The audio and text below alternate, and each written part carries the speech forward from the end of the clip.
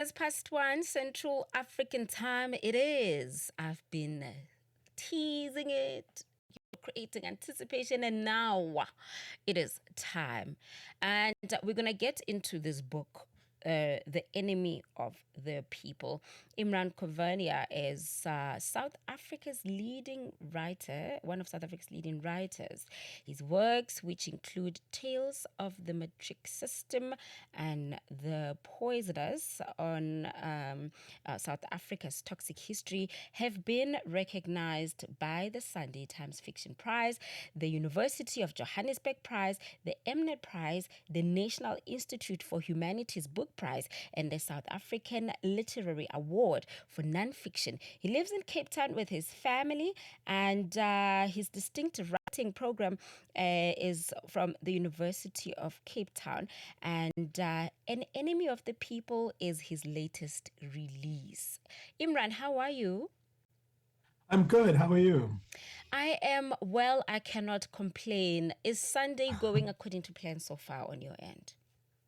Well, it's raining very much in Cape Town, so the dog is miserable because he can't go out. But otherwise, it's good. Thanks. Well, you could read the book. You could read it some of the chapters. Oh, you mean right now? No. I mean, if it's miserable, I mean, it's all I'm saying that it's a perfect excuse to stay indoors and just get That reading. is true. And read a book. Yes. No, it is a good idea. So, Imran, you wrote The Enemy of the People about the Zuma years, but this could easily be set in the present years. What was it about that particular period that made you think about writing a book like this one?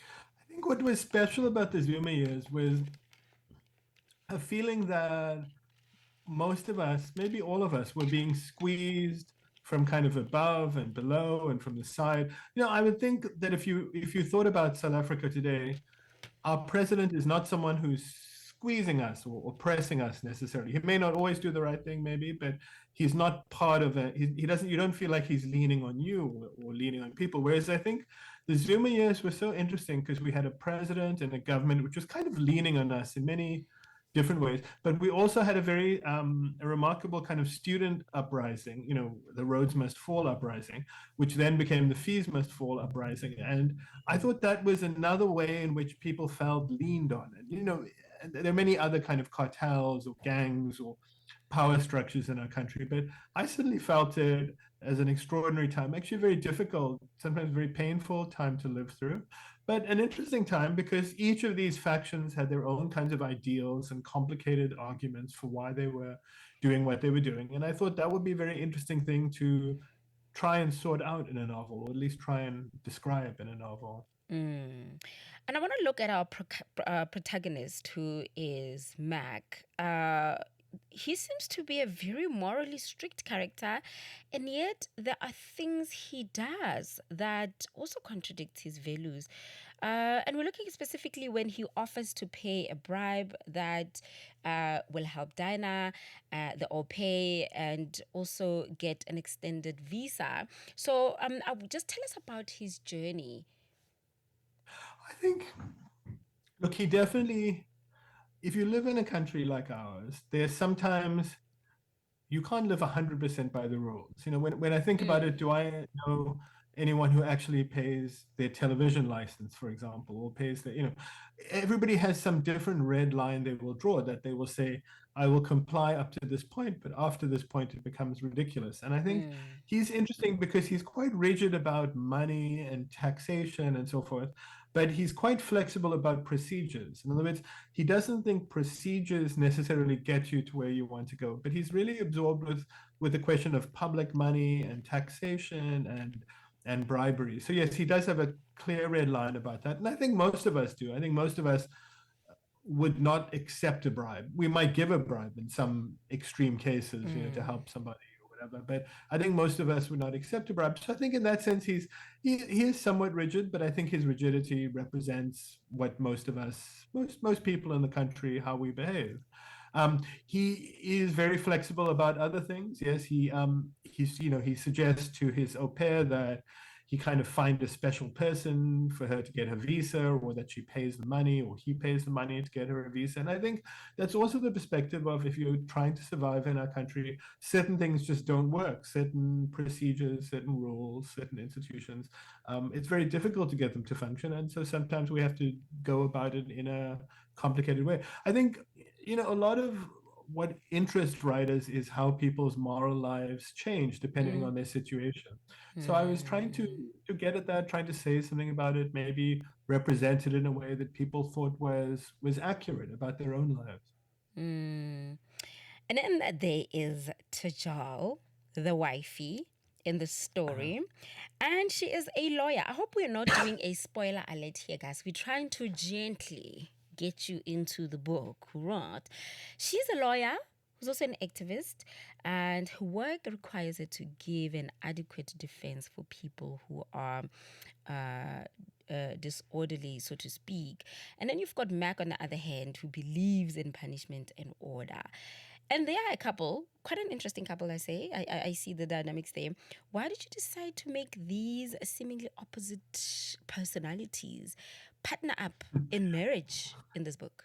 Yeah, I mean, it's a lovely problem to think about. Look, firstly, I think every marriage, whoever goes into it, people polarize a bit in marriages. So one person takes a bit more of one perspective, and when a husband might take more of this perspective, and the other person might take more of this perspective. So I think that's part of what's happened to them. I think part also of writing is that marriage is a very interesting topic. It's quite hard to write about marriage because it's this kind of lockdown bubble between two people, and things that make sense inside that bubble often don't make sense when you put them on paper or when you place them in dialogue. They're a lot about a certain kind of marriage has a certain warping effect. I remember I asked a good friend of mine maybe 25 years ago why he got married. And he said, well, now that I'm married, we have a gang of two. And I said, but who is your gang against? And he said, Mm. well, it's against the world, of course. So that idea of marriage is a kind of gang of two against the world, but with its own kind of different weights and distributions, I think is really I think it fascinates me. In this particular case, the wife is a lawyer, so she really believes in all these procedures and stuff. And the husband doesn't believe in the procedures, but believes in the underlying facts. And I think that's also kind of an interesting opposition to dramatize. Like, sometimes we want the actual truth of what goes on. Sometimes we simply want everything to be done fairly, even if it doesn't get at the truth. And I think that quarrel between them is sort of a quarrel that's at the heart of many people's relationship to not just our country, but to any society.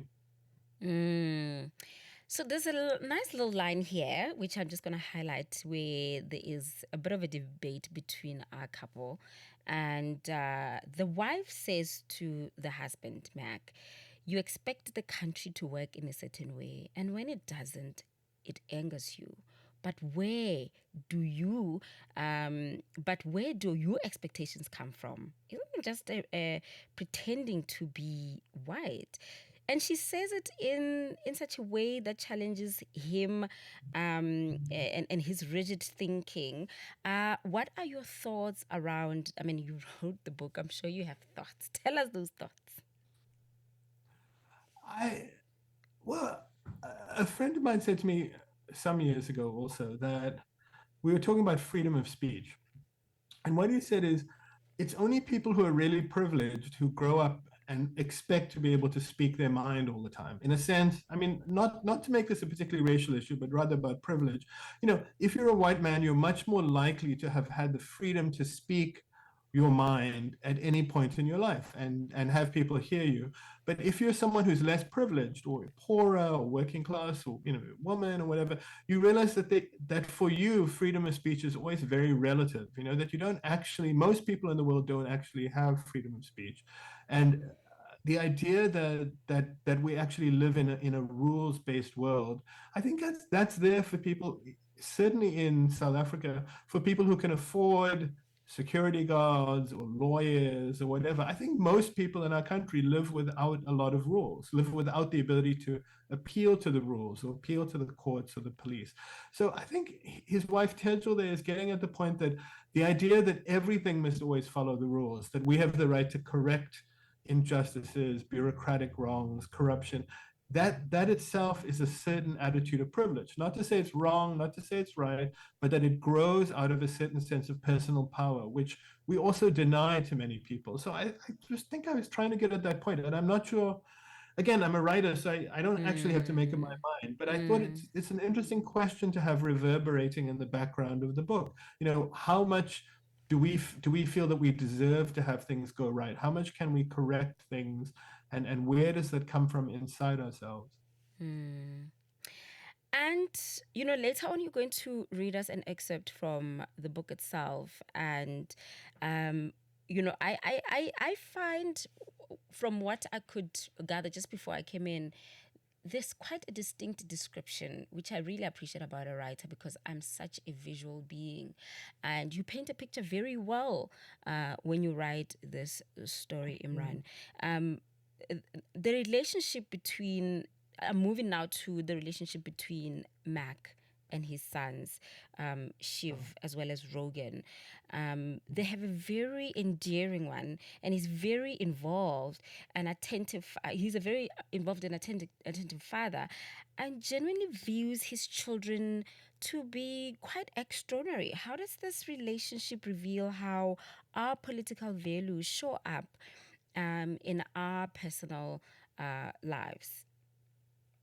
I think it leads back, I think for all of us, leading back to our fathers is something, we all have some internal relation to our fathers, and then whatever relationship to children, if we have them, it kind of leads back to something very deep in ourselves. And I think for me, politics has promised a lot of change over my lifetime, but probably the biggest change that I've seen is the relationship of the genders. And one major aspect of that is that fathers are simply overwhelmingly much closer to their children now than they were 30 years ago or 50 years ago when they have the chance. I mean, obviously, if a father is out of the house 16 hours a day, or Mm, that can't be true. But I think when fathers have the chance to be fathers, I think they're tremendously closer nowadays than they were. mm, Certainly, middle class fathers who have the space and time to do that. And I think it's one of the really positive aspects of change. And I think it's also true that in a kind of very complicated country, people often retreat to the family and retreat to their kind of intimate relationships where they feel a sense of safety. And I suppose I would wanted to portray that there. I'm not sure that I don't know quite how the connections between how the family works and how the country works, whether those are as strict as we'd like. But but I did want to portray that sort of that quality of finding the family a warm, constructive, very positive place, and mm, the outside world a kind of complicated, tenuous, precarious place. mm.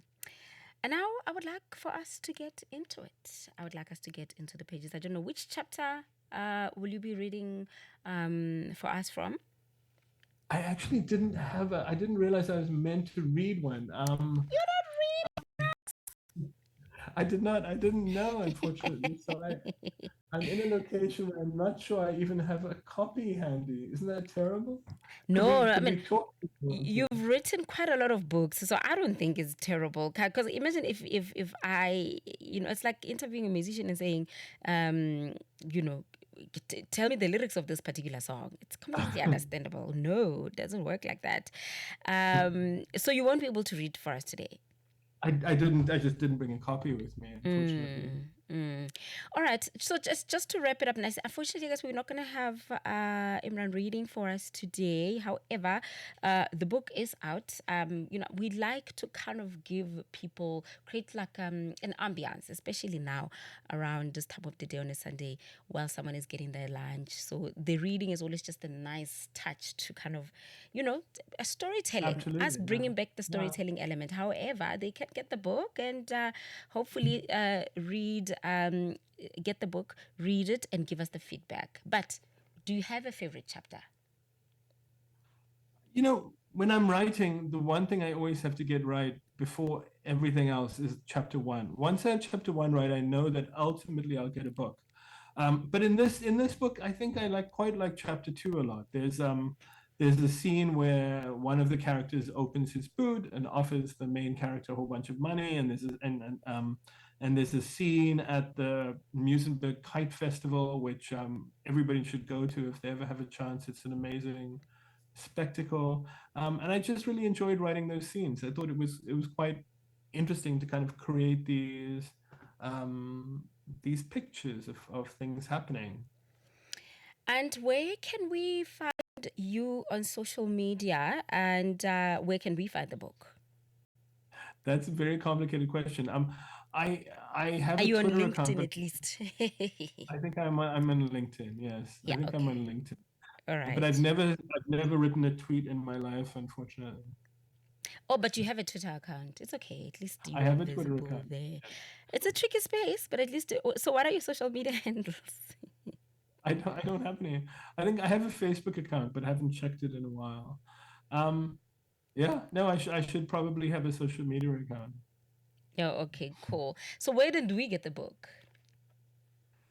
Where do you get the book? I think Mm. exclusive books or the book lounge in Cape Town, or there's some great bookstores in Joburg. There's that one really wonderful one. I forget what it's called, but I'm sure you can get it there. All right. Thank you so much for chatting to us, Imran. Thank you so much for taking the time as well. May you have a fantastic Sunday going forward. Thank you. Likewise. It Bye is. then. It's Imran Coovadia, who is a renowned South African writer. We're talking about the book, his novel called "The Enemy of the People." It's 1:36 Central African Time. Again, if you do want to share maybe a page of the book that you are reading currently, we will be more than happy to hear a little bit about the book, and maybe you can read out loud an interesting chapter. But you need to paint a very vivid picture for us so that we can be in the journey with you. It's a Channel Africa One on social media. It is First Class Africa right here on Channel Africa, the African perspective. Let's just do it. Your life just